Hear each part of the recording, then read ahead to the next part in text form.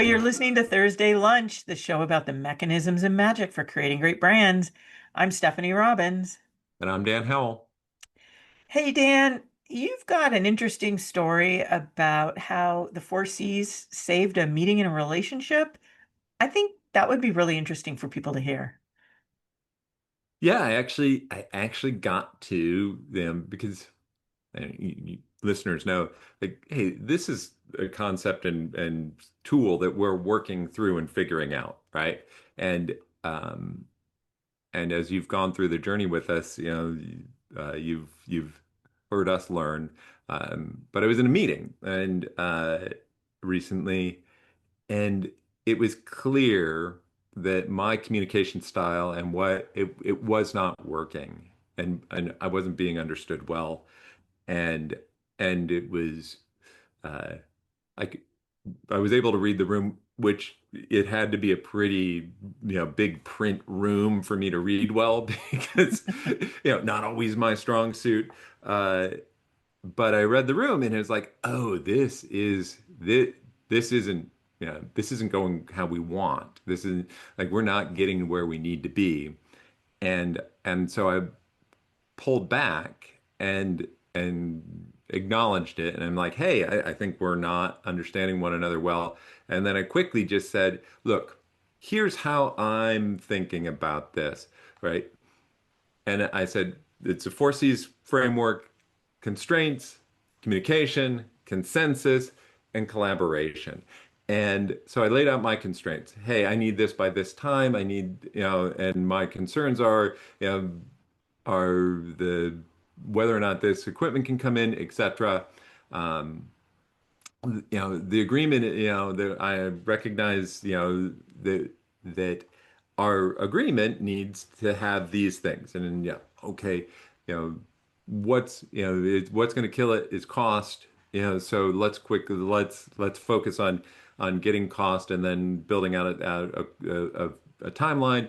Can we agree to that? And then that would be what, then collaboration short term on that and build for larger collaboration. And by you quickly, and it was like a minute, or two of quickly explaining what I meant by each C, where I was on those things, and and it worked. It changed how the meeting went, and it allowed us to walk out, everyone to walk out with understanding where we needed to be, what we were doing, and within each person's, like, hey, I was there on behalf of someone. There were two other groups in that meeting whose roles weren't entirely clear to me, but it it was the first time I'd ever, like, in the wild, used it, and it was super effective. And I that, love I love that story. I love yeah, how it broke down the barriers of people who were starting to put up a front of like, wait, who is this guy? And you just broke it right down using the four C's. yes, yeah, and it from there it kind of started us on this conversation, on a more larger extended conversation. Is like, okay, like, we're understanding this well enough that we can use it as an effective tool. Um, Now, how do we help other people get there?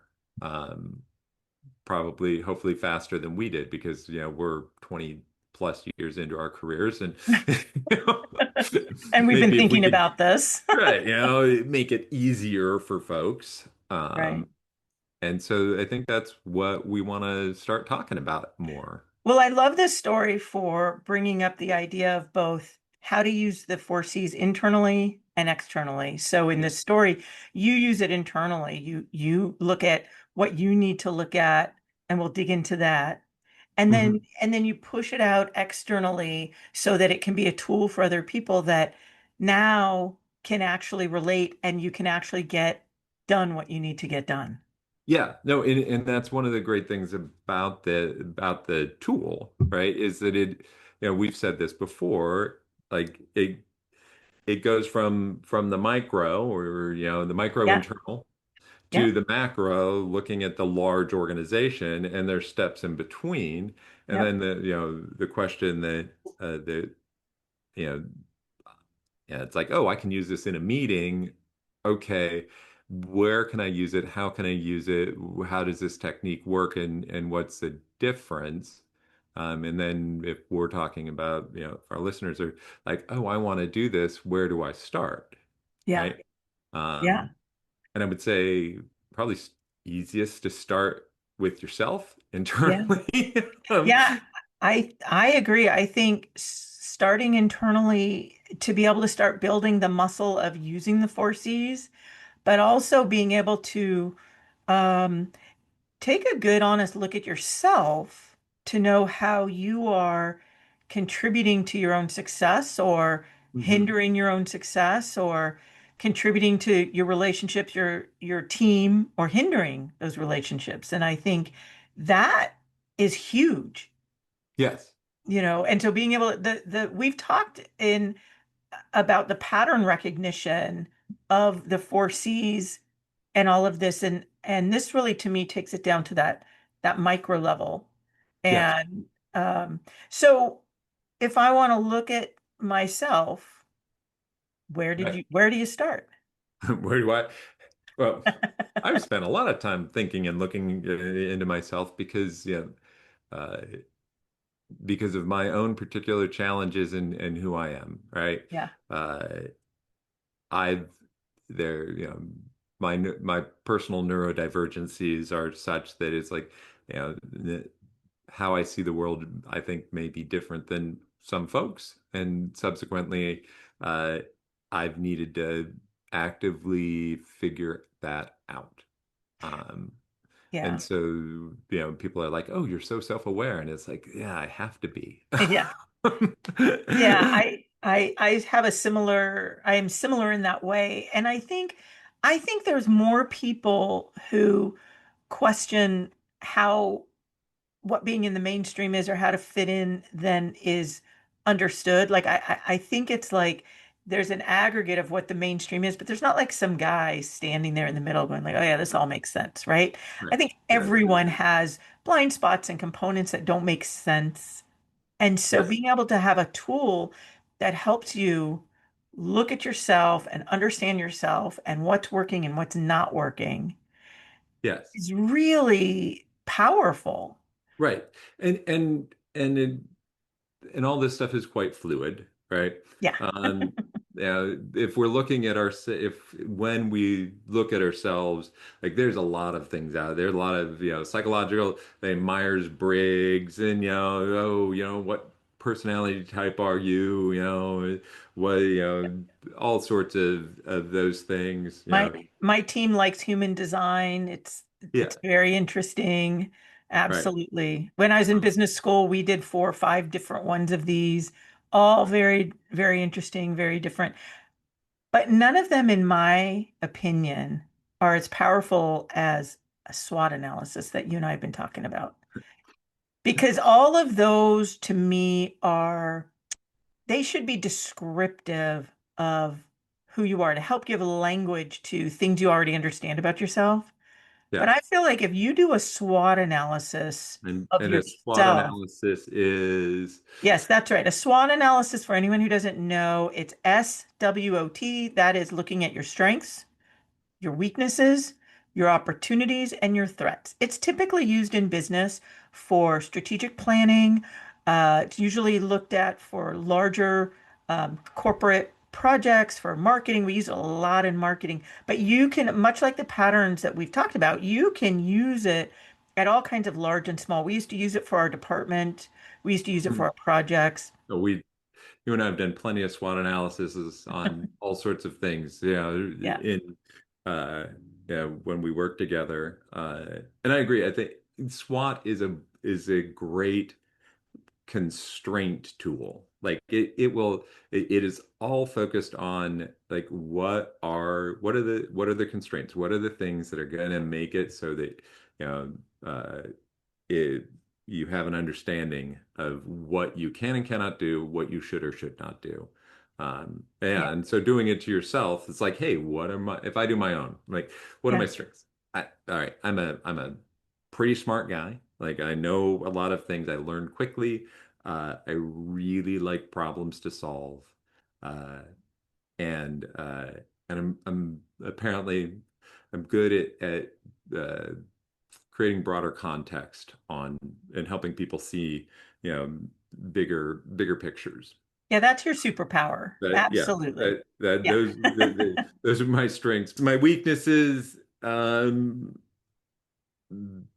get bored easily, so executive functioning and making myself do stuff, not I'm not always great at that. And also probably not, there are people who are highly intuitive, really good at reading the emotional situation. I'm not, I'm not.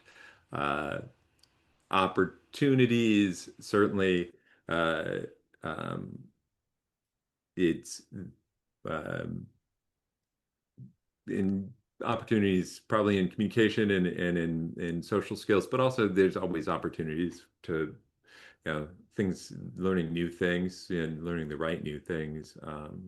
And threats, I need to make money. Yeah. Right. Yeah. I need whatever I'm doing to provide some income because have to buy food, pay mortgage. Right.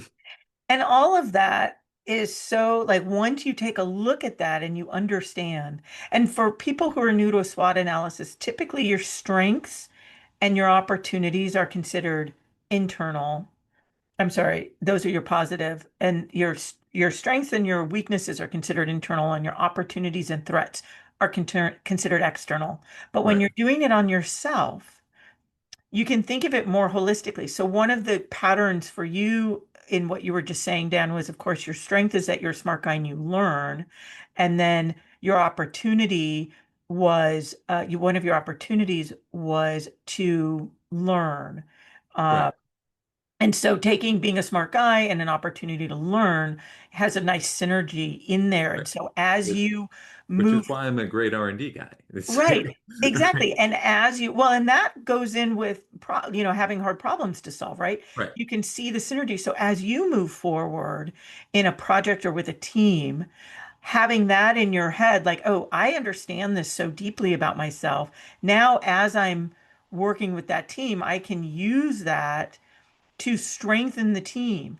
If Yeah. if if that's the place I need to be, understanding that you're But, maybe because you right. you don't But have a great attention span, maybe you're not the guy to set the times. You like one of the things you didn't mention, but I know from our conversation is you like having impossible deadlines. So maybe you're not the guy to set yeah. the deadlines.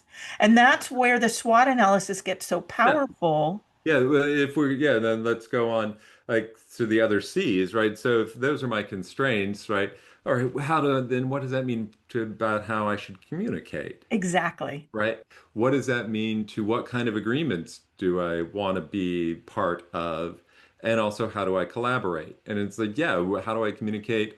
Well, sometimes I over communicate and sometimes I under communicate, right? And I'm probably best making sure that it's written communication, Yeah. that there's a record of it.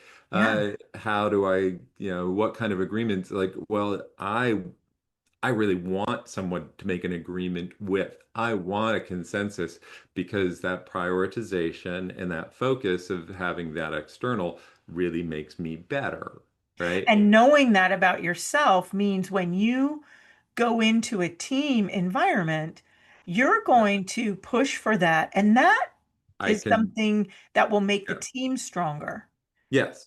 Well, as well. we were, we've been talking a lot about balance in previous episodes. You can't go in and balance an organization, particularly like if you are significantly out of balance. Yes. Like if you have, in other conversation where that dissonance, if you have internal dissonance, like if Right. you like people see it, people feel it, like, Right. it's, it's noticed and it will impact your effectiveness. And So I'm going to tell my story about yeah, dissonance. I have a story about this, and that is, um, I'm not going to get too deep into the details, but understanding. So I've been in situations where, I have my perspective. I'm generally pretty good at seeing the other side of things. And in the process, learning about somebody, I'm disagreeing, but learning what it is that's driving them, that makes them take the stance they have. Yeah. And being able to respect and understand that puts me in a better position to be able to know what it is we're going to need to move forward together. Hmm. And I'll just say for me, I don't want to get into politics, but for me, I always joke I grew up in a mixed marriage because my mom was a Democrat, my dad was a Republican.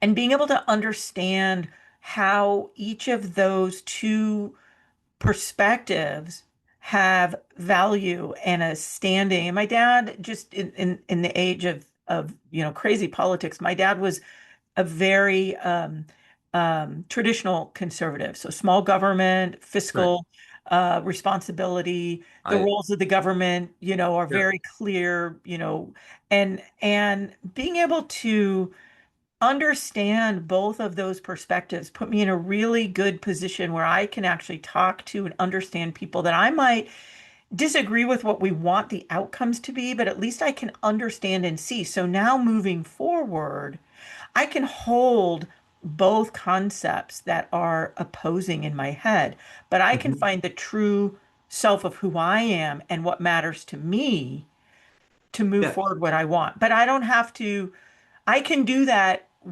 in partnership with people I might disagree with because I understand them, because I know what that is.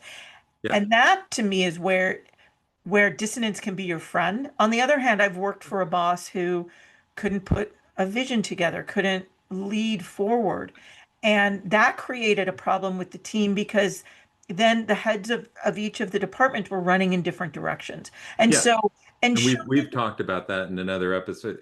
Like when I yeah, was at Hormel, operations being incentivized based yeah. on efficiency and innovation being incentivized based on, new product launch, and that was clearly dissonant, right? Such a great example. Right. So if I'm working through my four C's personally, I do my SWOT analysis. Right. From there, I really believe now we have you have your internal dialogue. So this is Yes. where you're taking that communication with yourself. Yeah. Who am I? Who am I in the room? What does this mean? What are my strengths that I can bring to the team? And, you hear a lot of business advice, people saying, strengthen your weaknesses. Well, I'm going to disagree right here. I'm going to say lean into your strengths, know Hmm. your weaknesses, and allow people who have strengths there to take control of that piece of it. Yeah. You Yeah. don't have time at work to this isn't life coaching or therapy. This is work. You got to get stuff done. So know Hmm. your strengths, lean into that, bring your best self to that. Let go of your weaknesses and let other people take that portion of things and have that conversation within yourself. And Yes. now you've got, again, internally, now you've got collaboration and you're saying, okay, Right. So, yeah, but in order to do that, what do you have to do? You have to understand your own constraints. You have to, exactly, like, who are you? What can you do? Right? exactly. Now, and what brings you joy? Yeah, I I need to, if the weakness, if my weakness, if need is something that is stopping me, then yes, I need to strengthen that, or I need to work, or find a good workaround. Yeah. But uh, I think of my dad was a physicist, uh, and he was at conferences, and he did a little, not true research project, but he would ask, all the other physicists, why did you become a physicist? And what he found was almost all of them had a very similar answer to him, which was it was the easiest thing they could figure out how to do. I knew it. You're going to say Right. proficiency. Yeah. Yeah, Yeah. it was what they were meant. It was like, oh, why did I do physics? Because physics was easy, right? And there were a few people who did it because they were like, I wanted the challenge. And you know what they were? Not very good physicists. You know, Yeah. know who you are. Yeah. Don't fight against that. It doesn't mean you can't improve the other things because there's technique in everything that you can Yes. work on, right? There's always techniques. There's always room to grow. It's all a matter of how much time and what resources do you have for that? And Right. going into the four C's framework, you now build that understanding.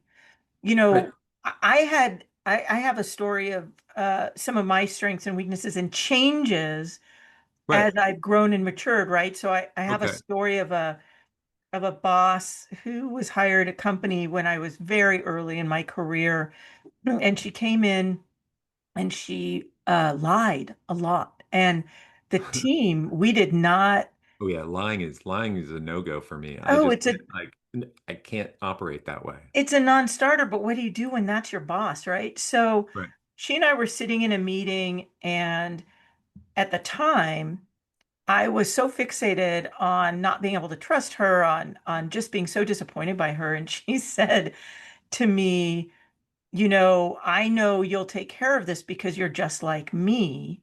And now, if this were today, I would No, I hope not. recognize, yeah, I would recognize the political statement she's making. She's creating an ally. She's giving me a Right. compliment. But at the time, I was so fixated on who she really was that I looked at her and said, No, I am nothing like you. And Well, not good communication. yeah, that was very, I was not there for a whole year after that. I mean, I left on my own accord, but she made it Yeah. very clear that I was not an ally and she was not keeping people who were not allies. But it was a fascinating looking at it back now with the lenses of the four C's. It was a fascinating exploration because what was happening there was I wasn't having a good internal communication with myself and Hmm. collaboration in what I wanted out of this relationship. I was just Yeah. being reactive to who she was. And by being more thoughtful about what do you really want out of the relationship, you change the way you act within it. And Yes. and the four C's are a great framework for that, right? And Yeah. it's hard to say things like, okay, well, I have consensus with myself, but that would have been consensus. The communication would have been, I want to find a way to work with this person, and I'm going to need, and this is the dissonance, I'm going to need to accept that I can't trust her. But Yeah. that's what I want to do if I want to stay here. Now, honestly, I'd already decided I wanted to leave that company, but if I want to stay here. Uh-huh. And so creating that communication that then becomes an internal consensus that says, we're not going to look at her critically. We're just going to figure out how to be successful with her, find out what success looks like for her and for you, Yes. right? Um, Yeah, but no, that I get it. Yeah, no, and that is you know, and how do you work with yourself? and Like, how do you work with this? right. That's hard for me. I'm a very ethics driven person, so it is hard Mhm. for me to work with someone Well, who's a no, but liar. It was time to go. no, but I'm talking, again, looking internally, like, that collaboration aspect of how do I work with myself? How do I work with who I am? That's right. Right? How do I Like, show up? how do I show up and be who I am, uh, and fit into wherever I'm going, right? And I think, yeah, that's the kind of, yeah, the four C's as starting by looking at yourself and then and playing with it that way, um, can be a good place to start, particularly if you're then trying to, bring it into, as a tool for an organization, um, Right. as a tool for, a group. Right. You, Right. you know, And it, and that's a because that's great, what we've had to do. We've had to internalize, like we've spent a lot of time going through and it's like, how yeah. does this work? Right. Yeah. And And that's a great segue into our next episode, which is going to be all about taking this internal now, and how do we take Right. that externally? Right. How can it be a tool for you in a, in that, in that meeting or in your, that specific little work thing, Right, or right, life thing. I know right. Because people, you can do all the internal work in the world if you don't know how to use it externally. right. I mean, you can be happy on your own, but you do still have to deal with people and work Yeah. with people. But yeah, yeah, and it's all about understanding balance, understanding your balance, understanding, and creating balance uh within your organization, your projects, your life. Exactly. And I think that with all of the exploration we do around how you build a brand, an organization, a team from big to small, or small to big, all of that pattern recognition that we've Mhm. explored, um, it really um, it really brings home, especially for, people like you and I who tend to have our own neurodivergence, and we tend to not see ourselves in the mainstream. But like I Mhm. said earlier, I think most people don't see themselves in that mainstream. I have no clue. Having that, yeah, that's probably true too. Having that tool though, to be able to then be effective so we can Yeah, build a great brand or organization, or right. that's the thing that excites me about exploring all the ways that we keep looking at how the 4 C's framework has helped us in our career. And for anyone new, the 4 C's was something that revealed itself to us based on how we worked and were successful. Right. And it's not something that, we created and then tried to shove everything into. It's like that fractal pattern. It actually has revealed itself, and we've just Right. interpreted it. Yeah, we wanted to understand why it was that one thing worked and another thing didn't, but and it was with, you know our experience in places, our experience, and how some things we could transfer and some things we couldn't, and we came up with the 4 C's as a way to understand that, Right. uh and it's actually kind of growing. It's kind of understand, it's working.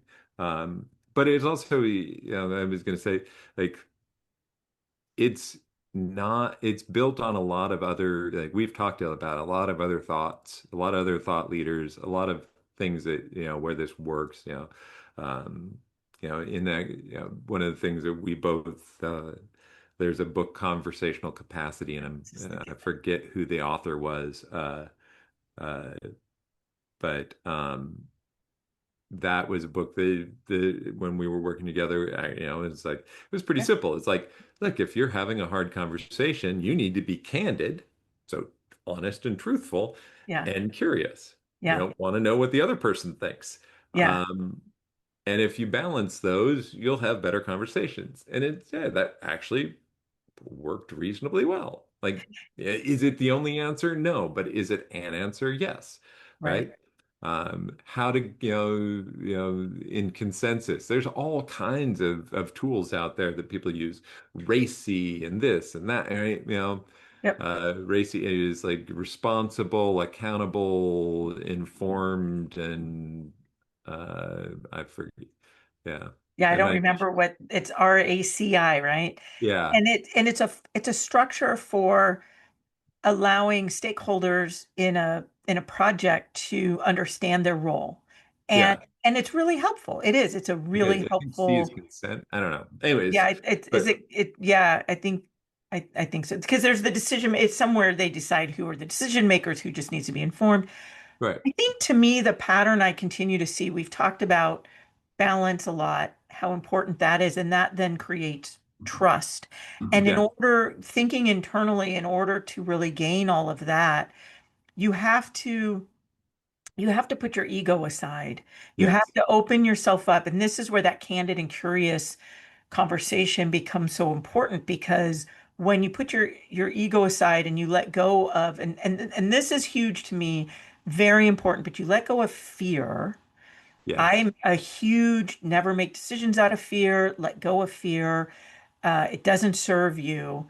Certainly listen to your gut. Your gut is telling you there's a red flag I need to be aware of. So I'm not saying to ignore that, but don't allow fear to be in the decision making and in your process. When you can do that, that's how you do build trust. That's how you do create balance. And when you can do that with yourself, Yes, you then have to you're start with yourself. ready, yes, to do that externally. Right. Um, This isn't saying that anybody has to be any given way. no, You just need to know who you are, right? that's so important. I think that's where the SWOT analysis gets so helpful because you're Hmm. spot on. It is again that concept of that guy in the mainstream who understands, but no one else does, right? It isn't about being something someone else wants. And there's so many people that also have imposter syndrome. I think it would really help to break that down for you too, because it's about knowing exactly who you are, what you offer, where you stand, who you are in the room, how you show up, and all of those components that you bring to the table, Yeah. right? And that when you can do that, I think you'll feel more confident and that's going to get rid of the fear and it's going to help break down that imposter syndrome because you're going to be more effective. And that's kind of the whole point of the whole four C's is Yeah. now it's like it's a tool you can use to be more effective. I used it in a meeting. It was more effective. Now let's talk about how it can be effective. And easiest to start with yourself, and then in future episodes we're going to talk about hey, how do we use it in a meeting? How do we use it to organize a project? How you use it to understand an organization? And one of our listeners, Brent, sent us an email saying like, hey, and laid out like, we were in this situation, and now when I look at it through this framework, it makes more sense, right? Yeah. So, Yeah. um, I love the coming full circle with the opening story because it brings us back to you salvaging the relationship by doing the internal recognition, going through what you needed to, and then salvaging it. yeah, because I had to do the work on myself first, and Yeah. then I could do the work outside. So with that, what are your takeaways from today? My takeaways from the day is that the four C's, they're a tool. They're a tool for analysis. They're a tool for understanding, um, and you can use them. Uh, it is can be an effective tool uh, in a lot of situations, and I'm excited to uh, flesh out and learn more. Is like, oh, how else can I use this? How else can where else does this toy work? Yeah. Yeah, that's an interesting statement too. I don't know if people understand. Every time we do an episode, it's you and I figuring out more and Yeah, understanding more. you all are on the journey of us Yeah. figuring this out. Yeah, Thank you we're for we're listening. learning as we go. Yeah, my for me, my takeaway is really that I get these aha moments of that larger pattern recognition of now taking it to what I want to call the microscopic level. That is internal. Right. And then that ability to take it all the way out so that you can be effective, right? Our whole goal is the mechanisms and magic of creating great brands, right? This is industry agnostic, it is team agnostic, it is size agnostic. This is about taking that tool and it can be as tiny as you or as large as the organization because the Yep. patterns repeat. Yeah. And we've talked about that on other episodes, but this is the first time we've talked about it in that deeply personal, what does that mean? And so Right. that to me is kind of a mind blower. I love that. I agree. But with that, think it's time to wrap up. So, Yep. you've been listening to Thursday Lunch, the show about the mechanisms in magic for creating great brands. And I'm Dan Howell. And I'm Stephanie Robbins. If you like this episode, please tell a friend and don't forget to like and subscribe. And we would love you to join the conversation. Feel free to email us at joinus@thursdaylunch.net. And you can find past episodes and more information about us and the Four Cs at thursdaylunch.net or on LinkedIn at our Thursday Lunch page. And you can, of course, find the Thursday Lunch podcast anywhere you find podcasts, Apple Podcasts, Spotify, Amazon Music, all the places. And this episode was produced by Dan Howe and me, Stephanie Robbins, with special thanks for Jen Howe for her amazing support. All stories are true, as remembered and affirmed by Dan Howe and me, Stephanie. Copyright 2026, all rights reserved.